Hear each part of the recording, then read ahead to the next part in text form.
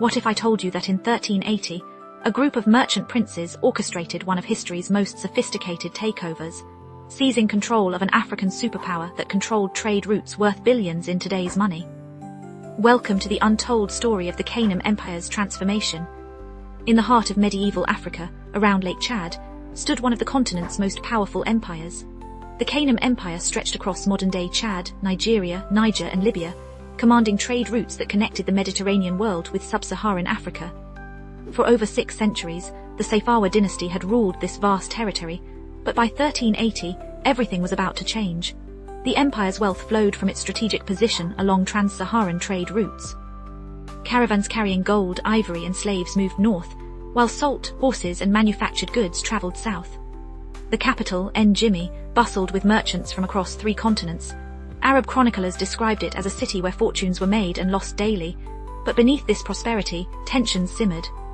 The traditional Sayfawa rulers, known as Mais, had grown increasingly dependent on wealthy merchant families to finance their military campaigns and administrative costs. These merchant princes, primarily from the Kanuri ethnic group, had accumulated not just wealth by itself. The crisis began when Mayuma ibn Idris faced a devastating drought that lasted 3 years. Trade routes shifted, revenues plummeted, and the royal treasury emptied. Desperate to maintain his army and bureaucracy, Yuma turned to the merchant guilds for emergency loans. The merchants, led by a cunning trader named Dunama Lefiami, saw their opportunity. Lefiami understood something the traditional nobility didn't.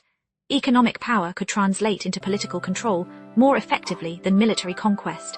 He began systematically buying the loyalty of key officials, offering generous loans to struggling nobles, and positioning his allies in crucial administrative positions. When courtiers couldn't repay their debts, Lefiami accepted political favors instead of gold. The merchant prince's strategy was brilliant in its subtlety. Rather than staging a violent coup, he orchestrated what we might recognize today as a leveraged buyout. By 1380, Lefiami and his associates controlled the empire's tax collection, trade licensing, and even military supply contracts. They had effectively privatized the state's core functions. The turning point came during the annual tribute ceremony. Traditionally, provincial governors would present gifts to the Mai, demonstrating their loyalty and the empire's unity. But in 1380, many governors instead paid their respects to Lefiami, acknowledging him as the real power behind the throne. Contemporary Arab historians recorded that the Mai sat on his golden throne, while Lefiami conducted the actual business of government from a simple wooden chair nearby. What made this transformation remarkable wasn't just its peaceful nature, but its efficiency. Under merchant control, the Kanem Empire's trade networks expanded dramatically. The new rulers understood commerce in ways the traditional aristocracy never had. They established the first standardized currency system in the region, created merchant courts to resolve trade disputes quickly, and even developed an early form of credit banking. Lefiami reportedly told his associates, "Kings conquer with swords, but merchants conquer with ledgers. Our victory will outlast any dynasty." His prediction proved remarkably accurate.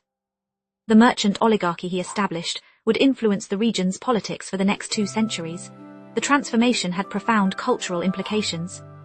The new rulers promoted literacy and numeracy, essential skills for trade, leading to an intellectual renaissance. Islamic scholarship flourished as merchants funded madrasas and libraries. The empire became a center of learning that attracted scholars from across the Islamic world. However, this merchant revolution also created new problems. The focus on profit sometimes conflicted with traditional values of hospitality and community solidarity. Regional governors, now essentially franchise operators, occasionally prioritized trade revenue over local welfare. Social tensions emerged between the increasingly wealthy merchant class and traditional farming communities. The Kanem merchant princes had achieved something unprecedented. They had transformed a traditional African kingdom into what historians now recognize as one of the world's first commercial republics. Their success demonstrated the sophisticated political and economic systems that existed in medieval Africa, challenging Western narratives that portrayed the continent as lacking complex institutions. This remarkable transformation reminds us that political power has always been fluid, and that economic innovation often drives historical change more effectively than military conquest.